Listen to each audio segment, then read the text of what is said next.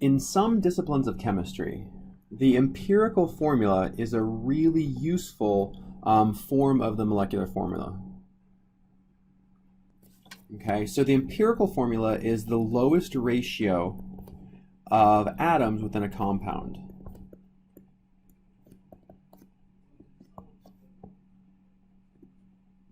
Okay, and this sounds probably more complicated than it is. So the idea here is if we have something like C6H6, this is a compound known as benzene, which you've actually seen before in this class.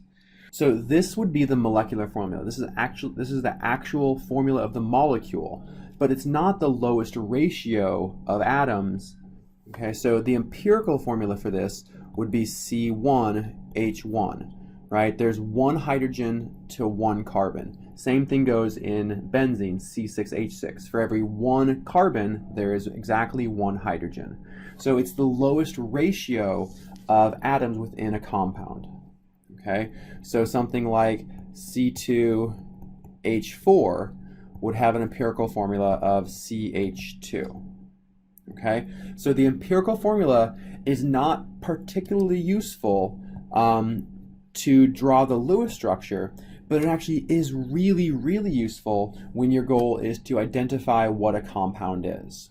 Okay, so if you have an unknown compound, and let's say that our compound we know contains carbon, hydrogen, and oxygen. Okay, so we don't know what this compound is, but we can use a technique known as elemental analysis, which will tell us the mass percent of the compound that's carbon, hydrogen, and nitrogen. Okay, so we use this instrument and we figure out this compound is 37.5% carbon, and this is by mass. Okay, it's 4.21% hydrogen, and it's 58.29% oxygen.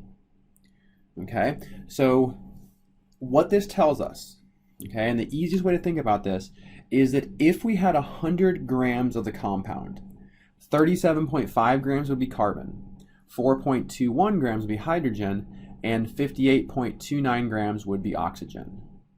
And from this information, we can actually figure out what the empirical formula of this compound is. Because remember, these subscripts, right, so the 1 and the 2, are related through the moles. So for every 1 mole of CH2, we would have 2 moles of hydrogen.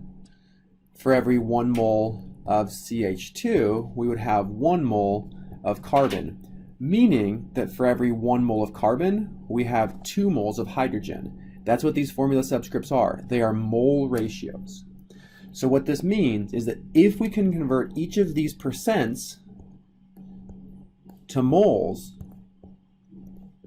then we can compare the ratio of moles within this compound and determine our empirical formula. Okay, so let's rewrite this down here.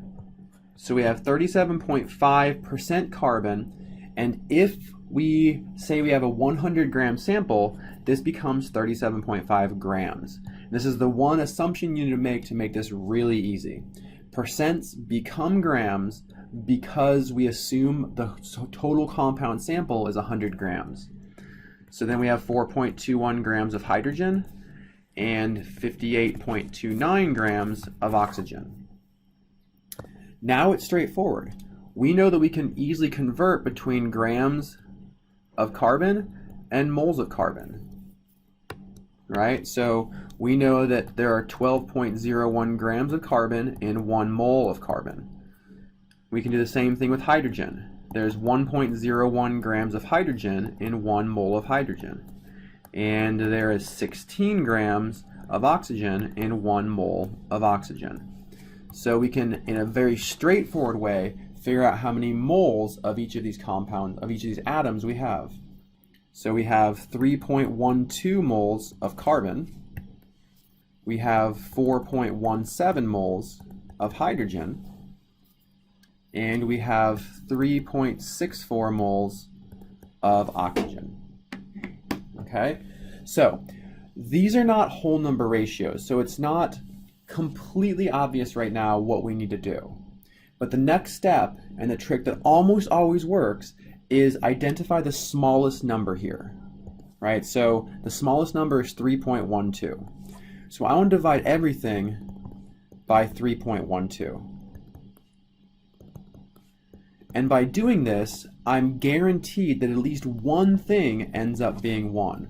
Because if I have 3.12 moles of carbon divided by 3.12, this gives me 1 mole of carbon. I take 4.17 divided by 3.12, and I get 1.33. And this is moles of hydrogen. And my 3.64 divided by 3.12 gives me 1.167 moles of oxygen. Okay? We're getting closer to whole number ratios, which will be our empirical formula. Okay? So the next step is to recognize common decimals. Right? So what hopefully you can pick out here is that something like, so 0.33 means 1 1/3. So if I take everything times 3, then I'm going to start getting closer again to whole numbers. So 3 times 1 is 3. Okay, taking 1.33 times 3 gives me 4 moles of hydrogen, and 1.167 times 3 gives me 3.5. So I'm getting close. I have 2 of my atoms as whole numbers. The last step is to recognize that 0.5 means 1/2. So if I take everything times 2, this gives me 6, 8, and 7. So my empirical formula of this compound would be C6H8O7.